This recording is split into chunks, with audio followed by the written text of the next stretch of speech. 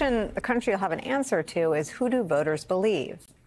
The serial liar with a very public record of what is, most generously speaking, autocrat envy, or everyone else? It's not just General John Kelly, after all. He may be the latest, but you can hardly throw a stone up in the air without it landing on a member of Donald Trump's cabinet who expressed a similar sort of warning.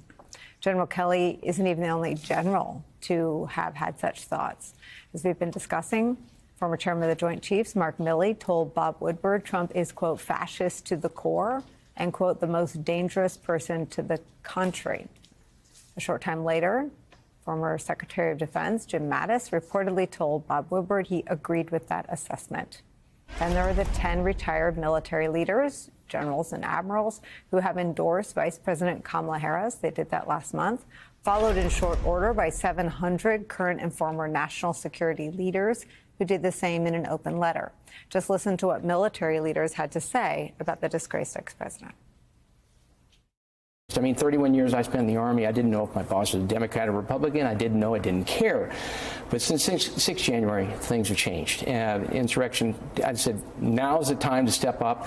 I mean, what are we going to do? We're going to wait until the jackboots are marching down the street and the brown shirts come rolling out? Our kids get enrolled in Trump Youth? Is that the time to start getting involved? Of course not. We need to step up now. You have a former president now running for the presidency again. You seem to have core character questions. Is he fit for office or not? Hey, Bob, let's be honest. Why would a retired military officer come on to endorse his opponent? You tell me.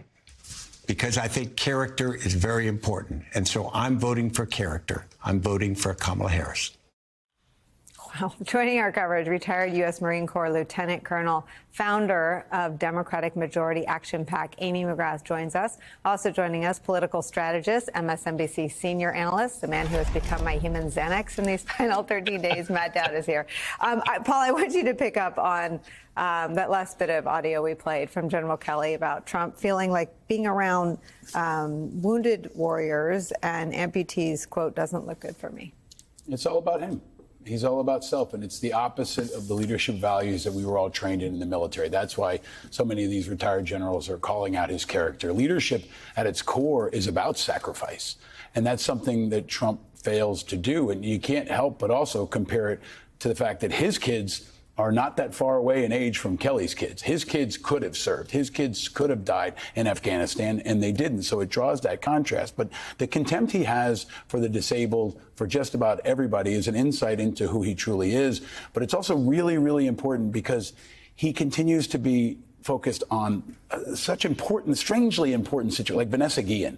Vanessa Guillen, who he calls detestable things, sparked a movement. She was murdered brutally at Fort Hood. She's a woman. She's a woman of color, right, who was brutally murdered, that sparked a movement that resulted in the Vanessa Guillen Act that reformed military sexual trauma, sexual harassment in the military. She is a really important, pivotal figure in the transformation of our military. And he says that about her.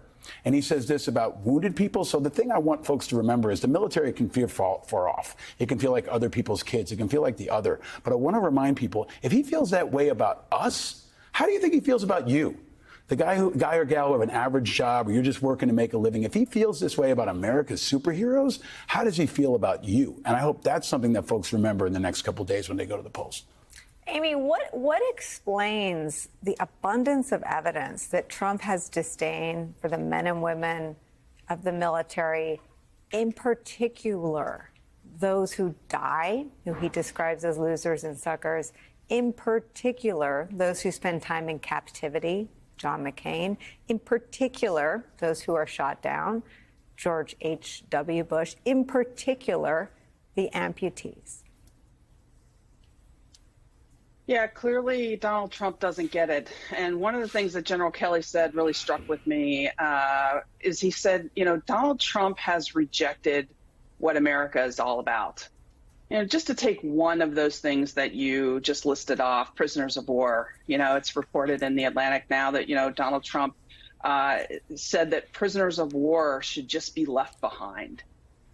I mean, anybody that's served in the military, you have to understand how offensive that is. That is against our very core beliefs.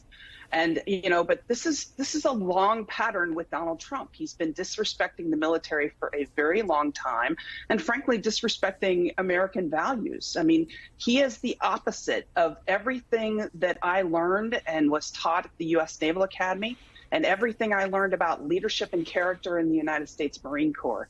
The key is getting that message out to voters. Matt,